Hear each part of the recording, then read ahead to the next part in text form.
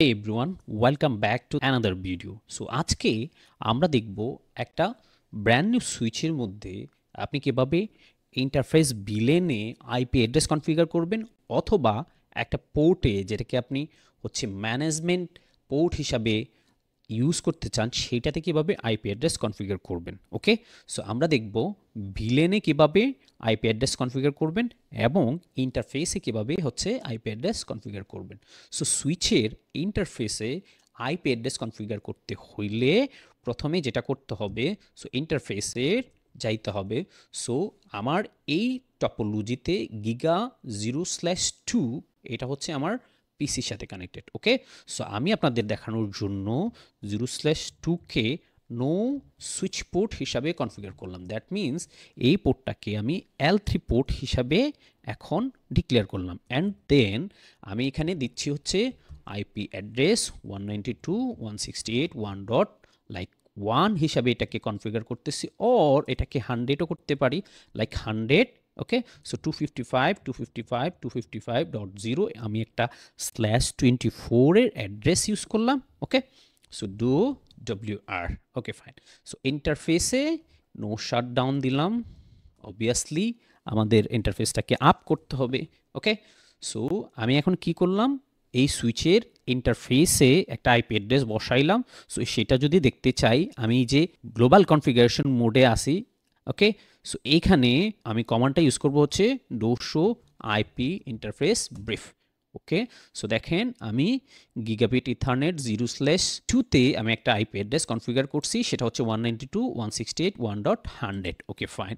দেন আমি global configuration মোডে যাব, আইপি ডিফল্ট গেটওয়ে কনফিগার করতেছি 192.168.1.1। Fine. So do WR। So গেটওয়েটা এই নেটওয়ার্কের গেটওয়ে অ্যাকচুয়ালি কোনটা সেটা কনফিগার করলাম। এখন আমি আমার এই যে কম্পিউটারটা আছে সেটা ওপেন করব। ওকে, সো ওপেন করার পর আমি জাস্ট এটার ইন্টারফেসে যাব, ncpa.cpl। আমি এখানে একটা আইপি অ্যাড্রেস বসাবো, IPv4, অ্যান্ড দেন এখানে একটা জাস্ট আইপি অ্যাড্রেস বসাবো ওই সিরিজের 192.168.1. আমরা ওখানে 100 বসাইছিলাম, সো এখানে 110 দিলাম। ওকে, দেন গেটওয়েটা দিচ্ছি এখানে .1। ওকে ফাইন। এখন আমাদের এই যে ইন্টারফেসে যে আইপি অ্যাড্রেসটা আমরা বসাইছি ওই ইন্টারফেসে অ্যাকচুয়ালি পিং করে আমরা দেখব যে আইপি অ্যাড্রেসটা বসাইছি সেটা অ্যাকচুয়ালি লাইভ আছে কিনা 1.100। ওকে, সো দেখেন আমাদের ওই অ্যাড্রেসটাকে এখন আমরা পাচ্ছি। সো এইটা গেল একটা যে আমরা কি করতে পারি, আমাদের ইন্টারফেস সুইচ যদি সেটা L3 ফিচার থাকে সেক্ষেত্রে আমরা ওই সুইচের ইন্টারফেসটাকে একটা L3 ইন্টারফেস হিসাবে কনফিগার করে দেন আইপি অ্যাড্রেস কনফিগার করতে পারি। সো আমি এই কনফিগারেশনটা এখন রিমুভ করে ইন্টারফেস গিগাবিট ইথারনেট 0/2, সো এখান থেকে নো আইপি অ্যাড্রেস দিলাম। আমি এখানে এটাকে সুইচ পোর্ট কমান্ডটা দিতে হবে। সো সুইচ পোর্ট দিলাম, দেন আবার ভেরিফাই করতেছি। সো এটা কি সুইচ পোর্ট হয়েছে এখন গিগা2। ওকে, সো সুইচ পোর্ট হয়েছে। এখন আমরা কি করব, আগে তো দেখলাম আমরা সুইচের একটা ইন্টারফেসকে আমরা কিভাবে L3 পোর্টে কনফিগার করতে পারি। এখন আমরা দেখব অ্যাকচুয়ালি যে কোনো ভিলেনে আমাদের সুইচে যে কোনো ভিলেনে কিভাবে ইন্টারফেস ভিলেন হিসাবে কনফিগার করতে পারি এবং আইপি অ্যাড্রেস দিতে পারি।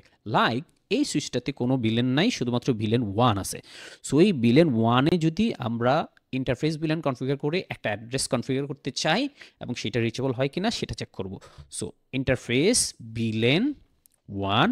ওকে, সো আইপি অ্যাড্রেস 192.168.1. লাইক এটাকে আমি 100ই দিলাম, then 255.255.255.0। Okay, so do WR।